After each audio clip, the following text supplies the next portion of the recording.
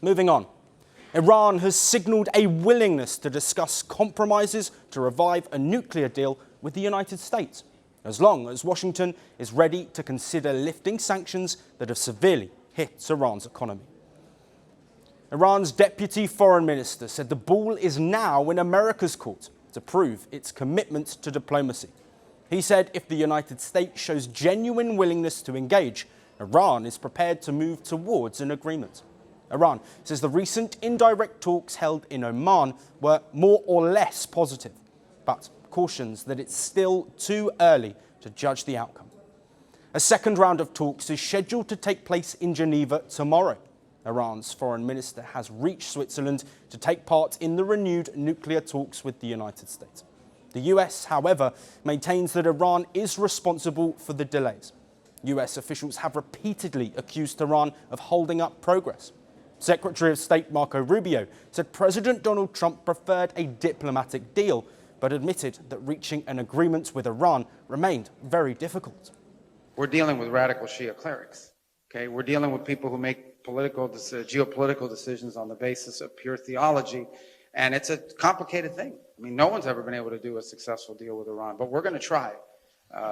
Steve Witkoff and Jared Kushner will be traveling. I think they're traveling right now to have important meetings, and we'll see how that turns out. Well, one of Iran's key offers has been to dilute its stockpile of 60% enriched uranium. Tehran continues to deny intention to develop nuclear weapons. Iran has also indicated that it is open to discussing the future of its highly enriched uranium stockpile, including possible exports, but says it is too early to finalize any commitments. Iran, however, has rejected US demands to include its ballistic missile program and regional policies, calling these non-negotiable matters of national security.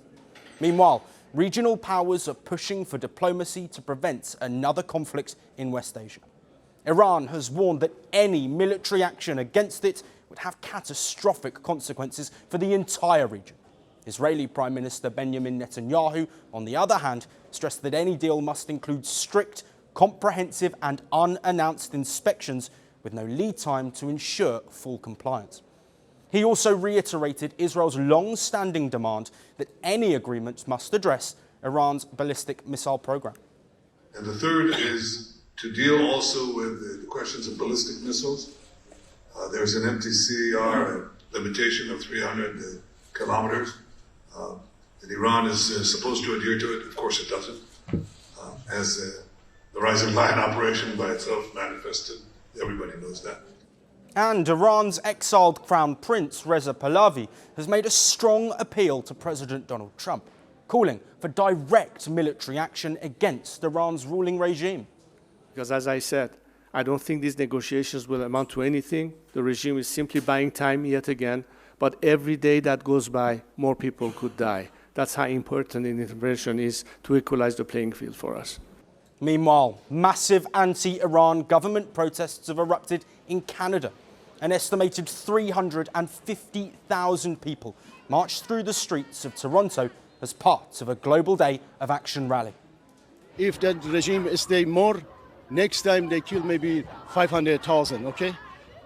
That's why we want the Canadian government to support Iranian people. In Germany too, massive anti-Iran government protests unfolded in Munich, where about 250,000 people took to the streets. For now, all eyes are on whether diplomacy can prevail over confrontation and whether a long-stalled nuclear deal can finally be brought back from the brink. Power doesn't end quietly. Some deaths are not accidents. They are messages. A gunshot. A crowd.